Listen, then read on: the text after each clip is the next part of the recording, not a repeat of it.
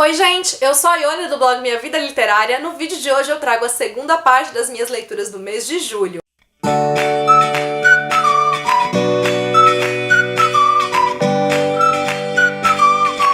Como eu mencionei na primeira parte do vídeo que foi ao ar na semana passada, em julho eu li 14 livros. Por conta disso eu dividi as minhas leituras do mês em 2 vídeos para não ficar algo muito pesado para vocês. Semana passada eu mostrei 7 leituras, no vídeo de hoje eu mostro as outras 7. O primeiro livro que eu mostro hoje foi a minha 8ª leitura de julho, foi o Nossa Música da Dani Atkins. Aqui a gente vai ter a história da Ellie e da Charlotte, que poderiam ter sido amigas se não fosse o David. O David foi o primeiro grande amor da Ellie, a primeira grande desilusão dela, e acabou depois se tornando marido da Charlotte. Agora, 8 anos depois, a Ellie e a Charlotte se reencontram na sala de espera de um hospital, enquanto os maridos de cada uma delas estão internados lutando pelas próprias vidas. Amo os livros da Dani Atkins. Esse aqui eu já imergi na narrativa desde o início, fiquei com aquela curiosidade de saber o que ia acontecer, querendo conhecer o passado de cada uma das personagens. Achei incrível como a autora trouxe essa perspectiva pra gente, porque ela vai dando saltos no tempo, então a todo momento a gente tem ou os acontecimentos presentes, ou então através das memórias da Ellie e da Charlotte, o que aconteceu com elas, no passado. E a autora, ela mostra, esse passado de maneira igual, então você não julga nem a Ellie nem a Charlotte, você simplesmente conhece as duas, as histórias das duas, então elas estão ali em pé de igualdade, e eu gostei muito de como a autora fez isso, sem contar que a narrativa é toda cheia de sensibilidade, mostrando realmente como as personagens ali são complexas, com seus medos, anseios, com seus próprios traumas, seus próprios segredos. Acontece que chegando ali mais próximo do final, o livro acabou me decepcionando pelo final dele. No momento em que eu percebi o que ia acontecer, que foi bem antes do final em si de fato ser revelado, eu já fiquei revoltada, que eu falei, não, ela não vai fazer isso, e ela fez. E aí eu acabei achando o final previsível, eu achei que ficou ali naquele drama pelo drama, realmente algo ali pra te fazer chorar e que não necessariamente tinha um motivo maior por trás que não fosse o drama da questão. A outra leitura que eu vou mostrar, já tem vídeo resenha sobre ele aqui no canal, foi Veleiros ao Mar, da Sarah Mason, que é esse calhamaço aqui. A gente vai ter a história de uma equipe de velejadores que quer concorrer então a um prêmio de barcos à vela, que é inédito ali pra Grã-Bretanha, só que essa equipe é uma equipe toda desacreditada. Ela é formada por pessoas um tanto quanto inusitadas, então eles vão ter que enfrentar, todo esse preconceito com relação a eles, pra poder avançar na Copa, ao mesmo tempo em que a gente vai acompanhando as vidas, de cada uma dessas personagens. A Sarah Mason, ela tem uma maneira muito gostosa, de contar as histórias, a maneira de como ela pouco a pouco vai apresentando os personagens, as histórias delas. Mas eu confesso assim que eu demorei muito pra engrenar no livro, eu achei que ele se desenvolveu de uma maneira mais arrastada, porque a gente tem muitos detalhes sobre a vida de cada uma das personagens. A gente vai tendo, então, esses conflitos delas, o que cada uma delas passou até chegar no momento em que eles formam a equipe, depois o que elas continuam vivendo depois da equipe já formada. Só que também, sei lá, nas 300 últimas páginas eu engrenei na leitura de um jeito assim que eu não conseguia parar de ler, principalmente porque a gente vai começando a ter a adrenalina das competições.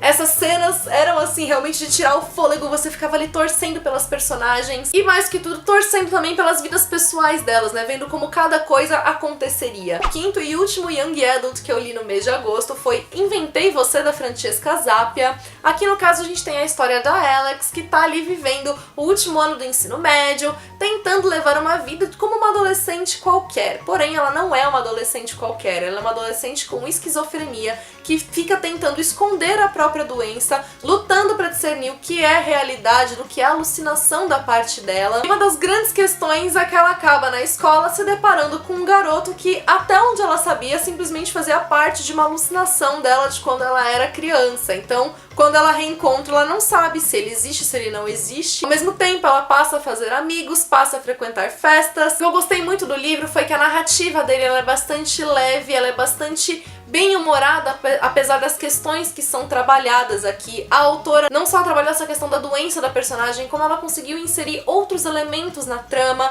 deu profundidade, para as histórias de outras personagens, colocou um tom de mistério, então tem todo também um mistério acontecendo no livro, tudo isso para fazer uma trama então mais atrativa pra gente que tá lendo.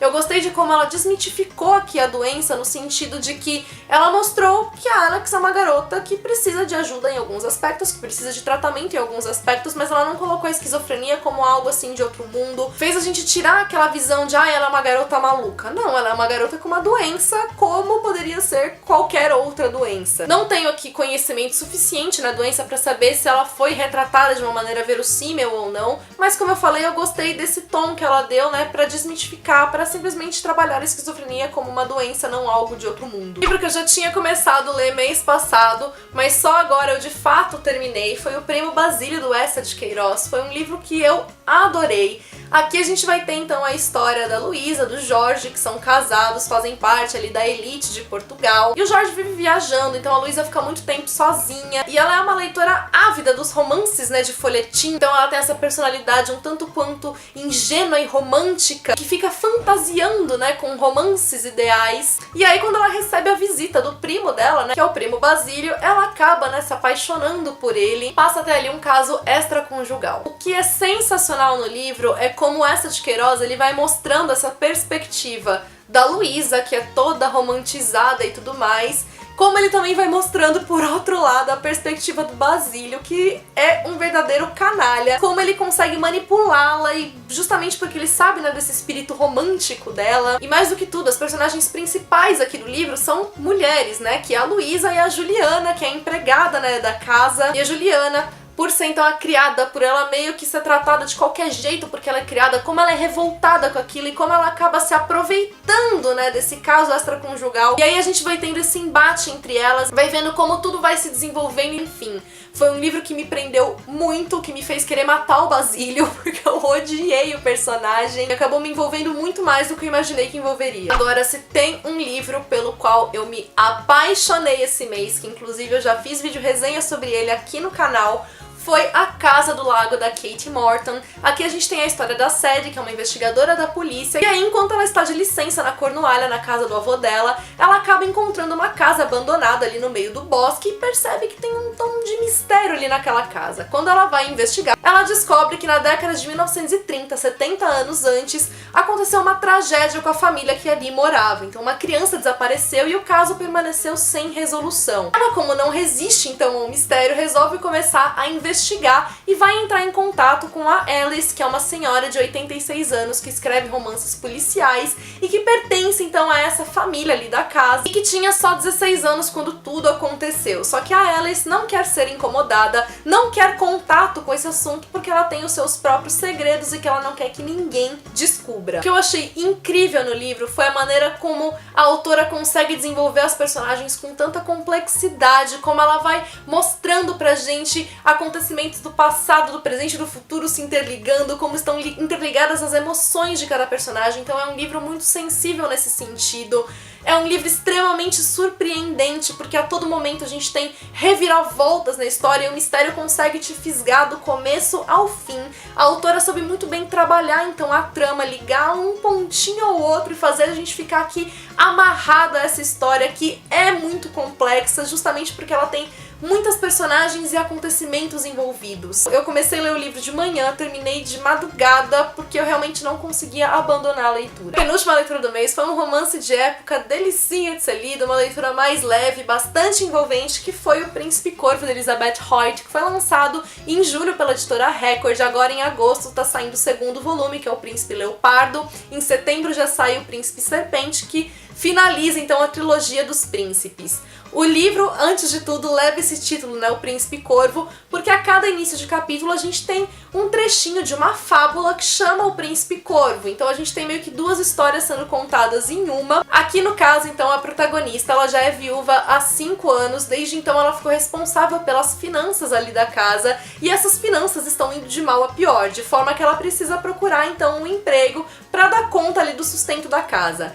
Sendo assim, ela acaba indo trabalhar de secretária do conde, que é um conde que ninguém aguenta trabalhar com ele, conde que todo mundo tem medo, e a protagonista é óbvio que vai peitar o conde, e aí vai começar a surgir essa tensão entre eles, vai começar a surgir também uma atração. Acontece que um conde um dia fala que vai pra Londres a trabalho, e a protagonista decide que ele não foi a trabalho coisa nenhuma, ele foi, pra verdade, pra um bordel, e ela fica pé da vida. E aí ela toma uma decisão tanto quanto inusitada. Ela resolve ir pra esse bordel sem ele saber quem ela é. Como eu falei, o livro, então, ele é bastante leve, então ele tem uma leitura que é muito fluida, muito rápida, você consegue facilmente imergir ali na história e saber o que vai acontecer ou não. Tem alguns também mistérios que vão pouco a pouco sendo desenvolvidos ali na trama conforme a gente vai conhecendo melhor as personagens.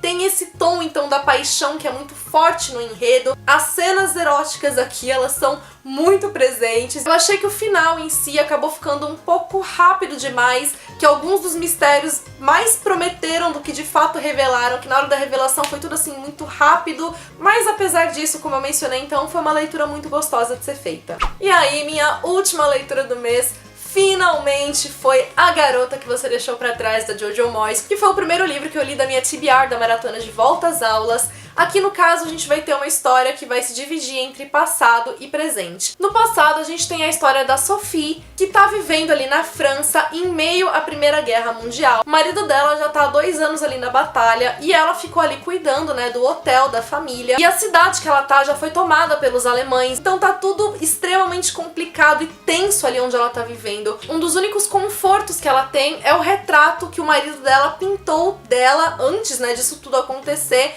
e que acaba sendo um elo muito forte que ela tem com esse passado que ela viveu. E aí, quando a gente vem pra história do presente, a gente tem então a história da Liv, que hoje tem esse quadro da Sophie e que foi um presente do marido da Liv antes dele falecer. Ela é viúva, então também tá enfrentando diversos problemas, principalmente financeiros, e o quadro que ela tem é uma memória dessa vida feliz que ela teve com o marido antes da morte dele. O que eu amei no livro é como a gente tem um paralelo muito grande entre a vida da Sophie e da Liv. As duas são garotas deixadas pra trás, as duas são mulheres que precisam enfrentar a opinião das pessoas ao redor, então que elas têm uma opinião, de certa forma, contrária ao que acontece, e elas têm que ser firmes de acordo com as próprias convicções, enfrentando essas pessoas. As duas então vão sofrer as consequências, né, de se estar firme ali nos seus próprios princípios, de seguir a si própria e não aos demais ao redor. E tudo isso então contado com a maestria, a sensibilidade da Jojo Moyes. E eu fiquei ali então presa às páginas, querendo saber tanto o que aconteceu com a Sophie, tanto com o que vai acontecer com a Liv.